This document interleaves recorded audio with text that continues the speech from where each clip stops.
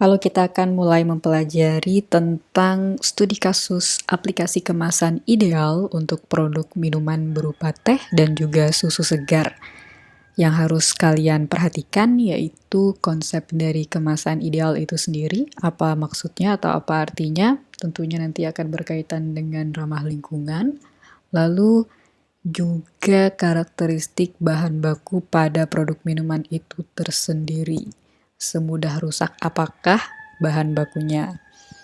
Nah, ini dari perkuliahan sebelum-sebelumnya, bahkan sebelum UTS juga pernah disinggung tentang karakteristik bahan. Untuk teh dan juga susu, karakteristik bahannya bisa dalam bentuk padat maupun bentuk cair. Tapi yang saya bicarakan di sini itu bervariasi. Baik, kita masuk dulu ke pengemasan produk teh. Yang saya tekankan di sini adalah produk yang bentuknya padat, berupa serbuk atau daun kering, bahkan bubuk perisa teh. Misalnya saja teh sisri contohnya. Nah, untuk produk kulitan daun, di sini bukan berarti daun tersebut daun teh seperti yang kita lihat daun yang spesifiknya diambil pada pucuk daun teh. Tetapi bisa dikatakan teh tersebut terbuat dari buah-buahan maupun rimpang seperti jahe, atau bahkan herbal lainnya seperti daun mint, atau bahkan bunga, entah itu bunga melati, bunga mawar, maupun bunga kamomil. Jadi di sini makanya saya berikan karakteristiknya dapat berupa lilitan maupun serbuk daun kering. Tentunya itu sudah merupakan proses dari pembuatan dari daun teh serbuk atau daun teh yang telah dikeringkan dan berupa lilitan. Lalu apalagi? Ada juga teh yang dapat dikemas dalam bentuk sari tehnya, yaitu seduhan, lalu dikemas menggunakan pengemas berupa botol kaca maupun Tetra Brick. Contohnya saja kalau Tetra Brick yaitu adalah teh kotak atau teh dalam kemasan kotak. Nah, di sini ada juga karakteristik produk teh yang dapat teman-teman ketahui berkaitan dengan umur simpannya, yaitu adalah mudah berjamur untuk yang kering, atau bahkan flavornya hilang. Dua hal tersebut tadi akan merusak atau akan mempermudah produk teh menjadi lebih pendek umur simpannya, sehingga sangat disarankan untuk terhindar dari paparan cahaya maupun paparan dari udara. Nah, sehingga di sini ada pilihan kemasan berupa kantung teh yang kita bisa lihat di sini sehari-hari itu apa ya? Teh Sariwangi maupun teh Gunung Satria. Di situ ada kantung teh yang berbentuk seperti ada lapisan mikro, yang mana nanti dapat mengeluarkan sari teh saat diseduh tanpa mengikut serta ampas dari serbuk teh tersebut. Lalu ada juga dalam bentuk penyimpanan seperti kaleng yang menggunakan bahan metal dan juga aluminium. Lalu ada juga dalam kemasan primernya tersebut menggunakan aluminium foil. Nah, ini sini teman-teman bisa lihat dari sebelah kanan, itu merupakan contoh pengaplikasian dari kemasan kaleng untuk daun teh. Contohnya di sini teh ketika dipadukan dengan jahe atau teh daun melati. Biasanya kemasan premiumnya menggunakan kemasan kaleng. Ada juga yang menggunakan kemasan kertas pada premium kemasannya atau premier, lalu sekundernya dengan plastik. Itu banyak kita bisa temukan di supermarket. Contohnya saja ada teh tongji atau kepala jenggot. Teman-teman bisa melihatnya di supermarket terdekat. Lalu ada juga untuk pengaplikasian kemasan menggunakan botol plastik, yaitu untuk produk teh yang telah siap saji atau telah siap untuk diminum berupa sari tadi ya, dan juga dapat dikemas menggunakan botol kaca atau Tetra Brick yang saya sudah sebutkan sebelumnya. Baik, di sini ada pengemasan produk teh dengan metode slitting atau pemotongan. Di sini teman-teman dapat mengingat jika daun tersebut dikeringkan. Daunnya boleh daun teh atau daun jenis lain. Seperti saja yang saya katakan tadi dari bunga. Jadi tidak harus mutlak daun-daunan. Yang namanya teh itu biasanya adalah produk yang dikeringkan. Lalu sarinya apa? Kecuali kalau saya bilang teh terus khusus untuk daun teh. Ya. Nah, di sini teman-teman bisa lihat untuk teknik dari mesin produksi kemasan teh. Dia menggunakan teknik pemotongan, yaitu kita lihat ada produk atau daun teh yang dilapisi dengan lapisan atas dan bawah dari kantung teh. Dan kemudian nanti dipotong, lalu dilengketkan bagian atas dan bawahnya, atau dislitting. Setelah itu nanti dimasukkan ke dalam karton. Nah, di sini yang membantu proses pengepakan tersebut adalah dua kempaan ini, dua roda yang mengempa pembungkus tehnya. Yang satu untuk meletakkan isi teh di atas permukaan dari kantung teh, lalu yang satunya, yang sebelah kanan atas, akan menutupnya dengan lapisan atas pada kantung teh terhadap daun teh yang akan dibungkus. Kemudian nanti dilakukan pemotongan, lalu dipak ke karton atau kemasan sekundernya. Dan kartonnya itu juga biasanya dilakukan pelipatan berdasarkan slitting yang sudah dilakukan sebelumnya untuk karton ya. Lalu di sini kita lihat lagi untuk teknik yang kedua. Ini ada pengemasan produk teh dengan cara pengisian, yaitu di mana tas dari teh tersebut atau tea bag diisi dari bagian atasnya. Nah, di sini nanti dia akan berputar dalam suatu roda berbentuk horizontal dan juga vertikal. Tapi kebanyakan di sini bentuknya vertikal, lalu berputar, lalu ada sensor.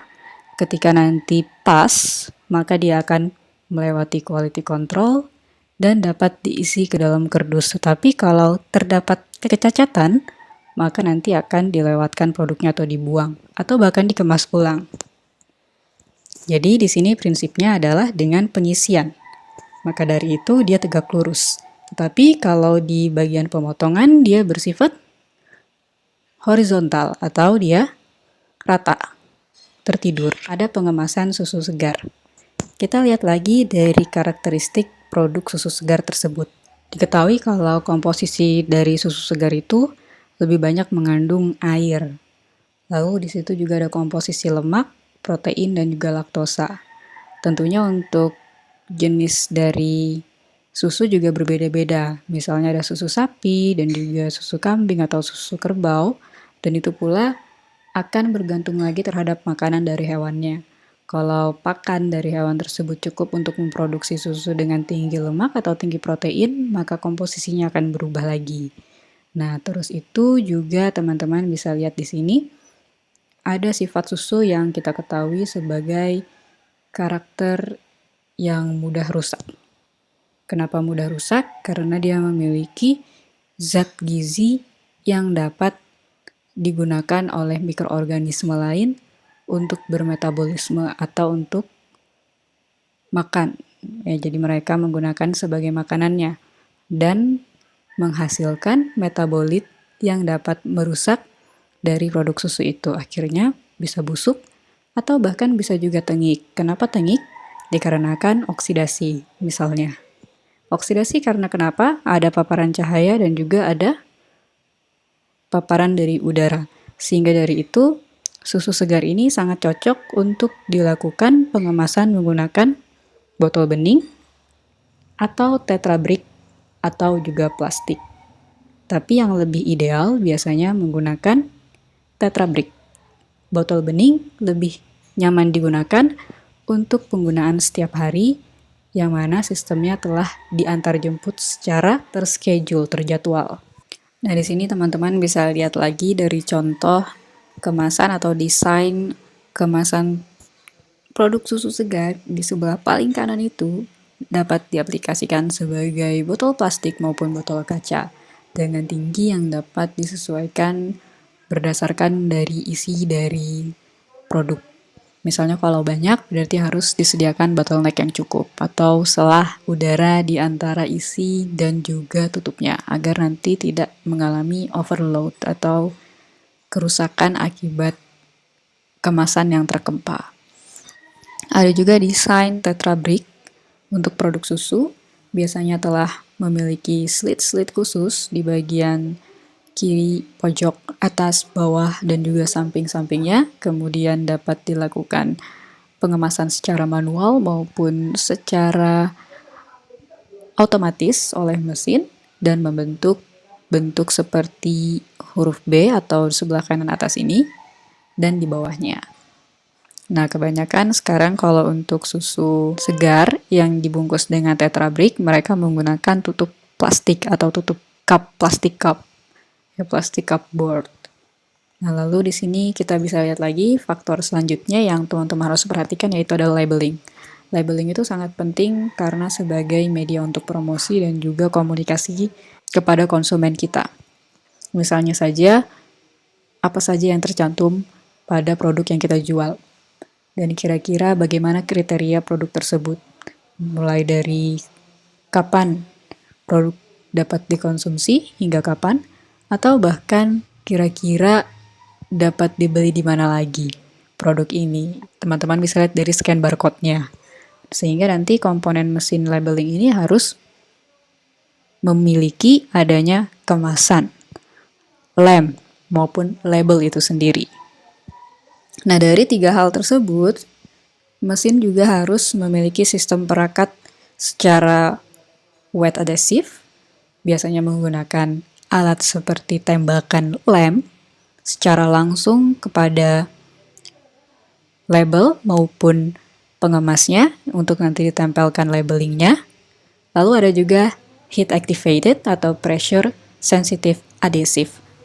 Artinya di sini adalah menggunakan tekanan dan juga panas untuk menempelkan label dan juga kemasannya. Nah, di sini untuk membeli mesin atau pengaplikasian mesin pengemas tersebut harus memperhatikan dari sisi ekonomi, penjualannya, maupun penanganannya. Kalau dari segi ekonomi, kira-kira berapa harganya label tersebut? Berapa harga pokoknya? Lalu, berapa juga harga dari lem tersebut? Mahal atau murah? Kalau tidak cocok untuk digunakan menempelkan kertas terhadap kemasan, menggunakan lem Korea, ya jangan dibeli dengan lem Korea. Cukup membeli lem dari bahan baku tapioka starch, itu sudah aman, bahkan lebih murah.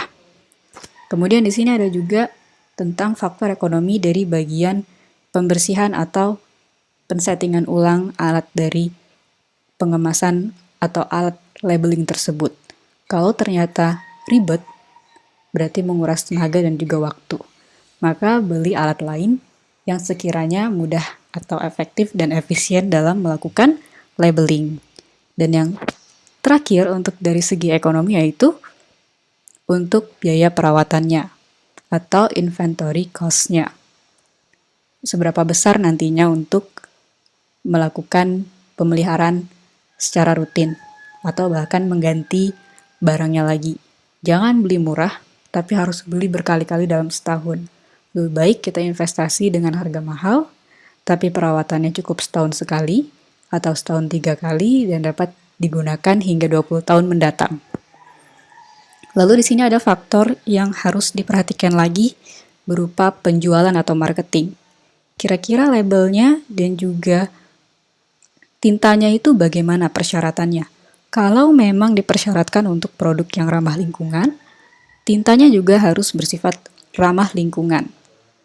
Misalnya saja tinta yang terbuat dari lilin. Lilinnya mungkin dari lilin apa? Lilin yang alami, yang tidak sintetis, maka itu akan lebih mudah diterima. Atau bahkan tidak usah menggunakan print terlalu banyak, sehingga penggunaan tintanya sangat sedikit. Dan didaur ulang juga akan lebih mudah, karena tidak memerlukan bahan kimia yang lebih memecah substans tinta tersebut, sehingga nanti lebih mempersingkat daur ulangnya. Selain dari label material atau bahannya tersendiri, kebanyakan kan label material itu plastik. Nah, bisa mungkin digunakan dari selain plastik. Kita bisa lihat juga dari BioBest. Lagi-lagi kita kembali ke penggunaan bahan label dari misalnya saja pati atau kolagen. Pilih yang mana yang lebih murah dan juga yang lebih sesuai, atau bahkan dari bahan yang mudah didaur ulang. Selain itu ada juga tentang bahan dari kemasan atau container material. Bagaimana kemasannya? Kira-kira di situ nanti mudah nggak untuk ditempelin labelnya? Bagaimana juga dengan bentuknya dan juga kegunaannya? Kira-kira saat nanti digunakan ulang, apakah akan sama? Nah, terus yang paling terakhir lagi pada marketingnya, keamanannya. Kira-kira pertimbangan keamanannya seberapa aman? Misalnya tidak membahayakan konsumen. Bisa saja beracun. Kalau tidak beracun, berarti aman. Contoh bodohnya yaitu adalah ketika kita membuat tinta dari tinta makanan lah ya, tinta makanan dari tinta cumi-cumi. Bagi hewan, mungkin beberapa hewan lain akan keracunan. Tapi untuk kita sendiri, kita aman. Nah, di situ dari contoh pemikiran hal tentang keamanannya. Bagaimana dengan penanganan lainnya seperti penyimpanan? Nah, kondisi penyimpanan dapat mendukung tidak tentang labeling tersebut? Kalau ternyata kondisi penyimpanannya dapat membuat lapisan labelnya lepas, berarti harus dikondisikan lagi saat labelingnya, berarti harus lebih kuat.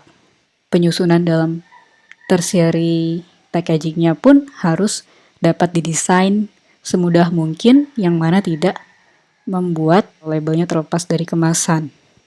Terus kemudian juga ada transit hazard. Nah, kita bisa lihat labelingnya itu bisa tidak membuat bahaya-bahaya lain timbul akibat labeling tersebut. Banyak ya, karena misalnya ada label yang ternyata kalau terkena cahaya malah menimbulkan panas. Contohnya saja zaman dulu, susu segar juga pernah diberikan kemasan botol berwarna tidak bening atau berwarna gelap. Ya memang efektif, tetapi ternyata dalam labeling malah dapat membuat produk cepat mengalami oksidasi karena panasnya itu. Ya, karena heat activated atau pressure sensitive adhesive. Itu memberikan sifat panas yang lebih dari suhu pasteurisasi misalnya. Karena kita tahu sendiri kalau produk susu itu harus dipasteurisasi dulu, sehingga sebagian bakteri yang jahat akan musnah. Lalu di sini selain itu ada retail conditions, penjualannya, bagaimana nanti kondisinya. Kalau memang tidak perlu untuk labeling secara heboh, maka tidak perlu dilakukan. Lakukan saja secara sederhana, misalnya menggunakan sistem perekat yang wet adhesive. Tidak perlu sampai yang pressure sensitive adhesive.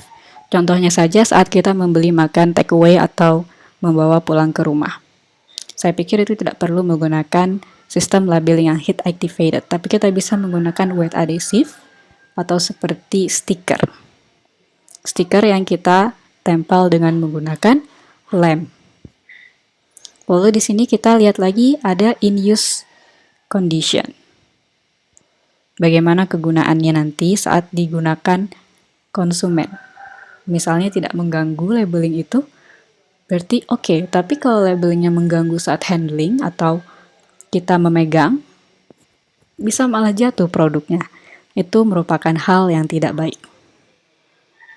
Sehingga di sini teman-teman bisa lihat lagi untuk pemikiran penggunaan mesin atau pemilihan mesin labeling sebelum memesan harus dilihat lagi dari kontainer atau kemasan yang akan di-labeling, dari bentuknya, ukuran, dimensi, bahkan bahannya. Kemudian ada persyaratan untuk penggunaan. Kira-kira nomornya nomor berapa? Ada misalnya kita membeli mesin pengemas untuk kemasan plastik nomor 1, nomor 2, nomor 3.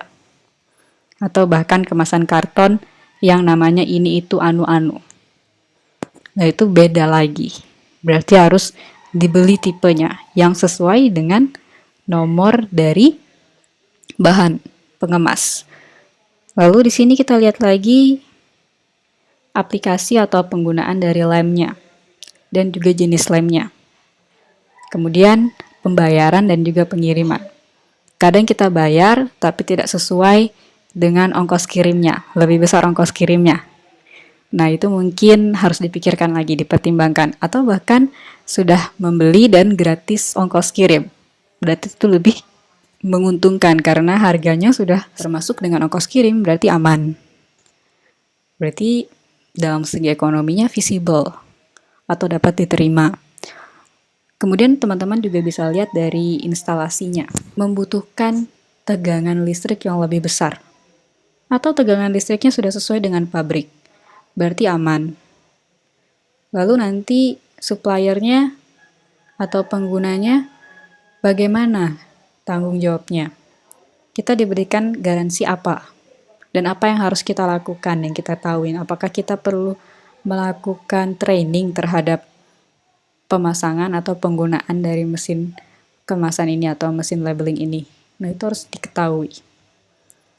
Lalu di sini ada lagi kapasitas dari mesin labeling tersebut. Berapa kemasan yang dapat terlabel dalam 1 jam, atau dalam 1 shift, atau dalam 2 shift, atau dalam 1 hari, itu harus diketahui. Sehingga nanti teman-teman dapat menentukan dalam sehari, pabrik saya membutuhkan 2 mesin atau 3 mesin. Selain itu ada juga operasinya. Bagaimana mesin tersebut melakukan teknis labeling. Nah, itu harus diketahui perangkat-perangkatnya kapan ya diganti, kapan ya dilakukan servis, atau kapan ya dikontrol untuk ditingkatkan lagi efisiensinya. Kemudian ada juga pemberkalaan dalam perawatan, yaitu servicing. Terus itu ada juga records, atau teman-teman dapat melihat peta atau layout alat, kira-kira dapat ditempatkan di mana, setelah proses apa dalam produksi produk pangan tersebut dilakukan, kemudian labeling mesinnya ditaruh di mana, itu harus memiliki layout plans atau layout peta layoutnya. Lalu ada juga diagram dari kabel-kabel listrik. Itu juga harus memiliki catatannya atau recordnya. Dan cara operasinya atau operational manual. Nah, kemudian ada juga instruksi dari pemeliharaannya atau maintenance instruction. Dan bagian-bagian dari alat atau bagian-bagian dari mesin. Misalnya mesin tersebut memiliki 10 baut, mesin tersebut memiliki 2 kempa atau 2 roda. Itu harus diketahui. Lalu ada juga attachment needed. Seperti contohnya ada beberapa kode yang dapat mengarah pada perhitungannya. Atau sensor. Ketika nanti adanya deteksi defect, mesin dapat memberitahu. Sehingga nanti ada otomatis hal atau perlakuan otomatis mesin untuk mengurangi secara otomatis produk defect tersebut sebelum di-pack. Nah, lalu ada juga security atau keamanannya. Bagaimana pembuat atau pabrik dari mesin labeling ini memperlihatkan keamanan dari alat label yang dibeli oleh pabrik kita atau pabriknya teman-teman. Nah, setelah itu baru nanti ada penerimaannya atau acceptance-nya. Nah, kira-kira nanti penerimaan tersebut dapat ditunjukkan dari trial dan error penggunaan mesin terhadap supplier yang kita beli produk mesin labelingnya ini. Kita bisa lihat bagaimana persyaratan atau hukum-hukum yang berlaku saat membeli produk mesin labeling yang kita pilih. Apa saja kira-kira? Oke, sekarang saya akan memperlihatkan desain dari pabrik Tetra Pak dalam membuat kemasan Tetra Brick untuk produk susu. Mereka tentunya sangat memperhatikan konsep ramah lingkungan atau sustainability, sehingga sedemikian rupa kemasan ini diproduksi dengan bahan yang mengandung polimer bio-based atau polimer dari bahan alami tanaman. Nah, di sini ada berlapis-lapis kemasan kartonnya yang mana merupakan susunan yang terdiri dari paperboard atau karton dan juga aluminium foil beserta polimer-polimer. Kemudian nanti tidak lupa juga mereka memberikan tinta untuk mencetak tulisan pada labelnya.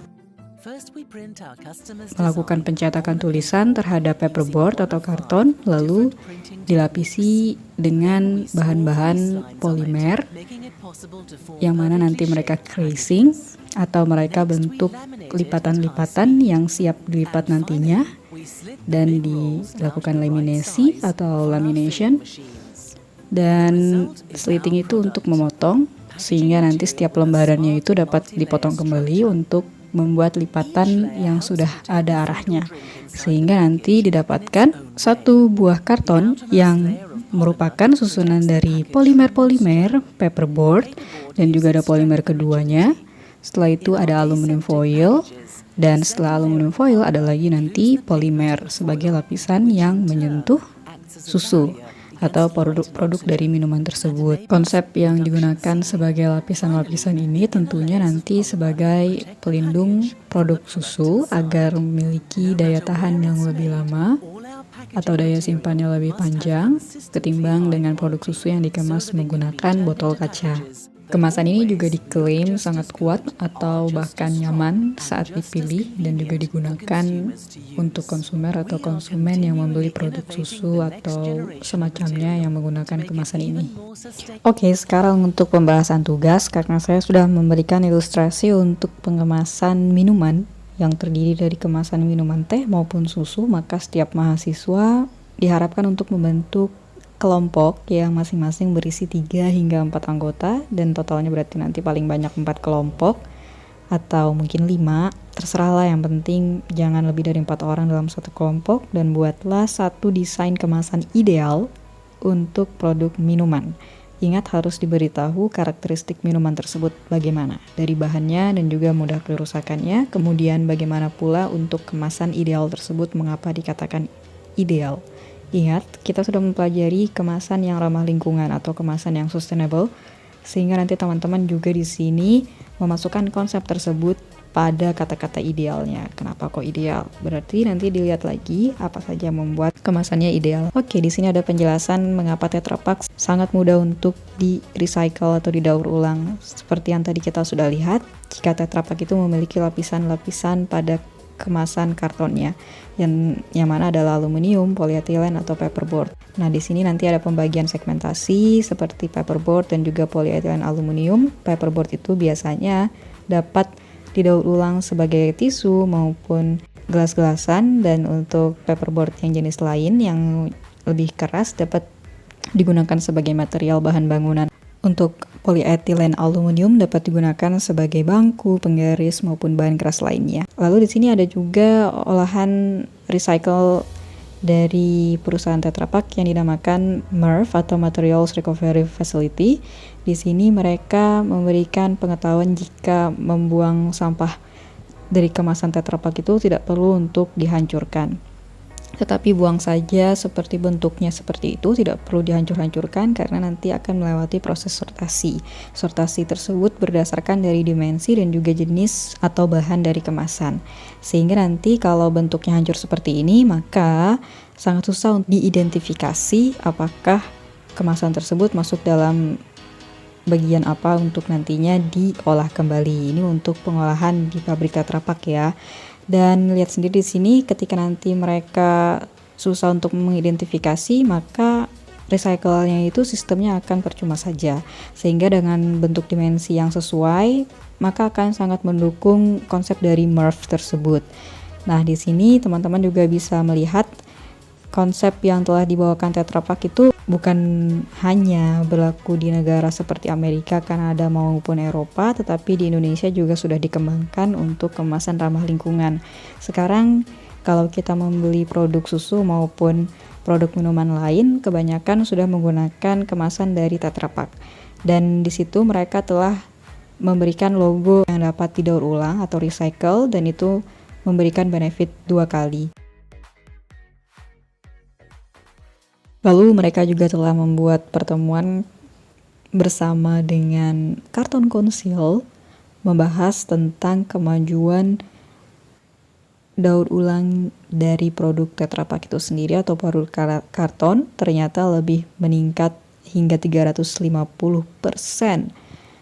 Ini sangat menarik karena perbandingan ini berdasarkan penelitian selama 10 tahun, yaitu dari tahun 2009 hingga tahun 2019.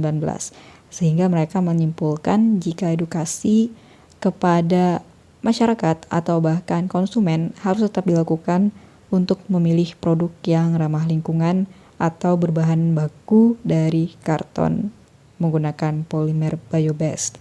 Dan meskipun saat ini hanya 16% yang terjadi di Amerika, tapi mereka tetap semangat dan juga optimis. Oke, sekian dari saya. Jadi nanti kalau tugasnya teman-teman bisa mendeskripsikan dengan menggunakan dokumen atau Microsoft Word yang dijadikan PDF. Formatnya seperti laporan, maksimal 10 halaman, minimal 6 halaman. Jadi harus dideskripsikan secara detail, dijelaskan produknya itu apa, lalu karakter bahan produknya itu bagaimana, dan kemasannya itu apa.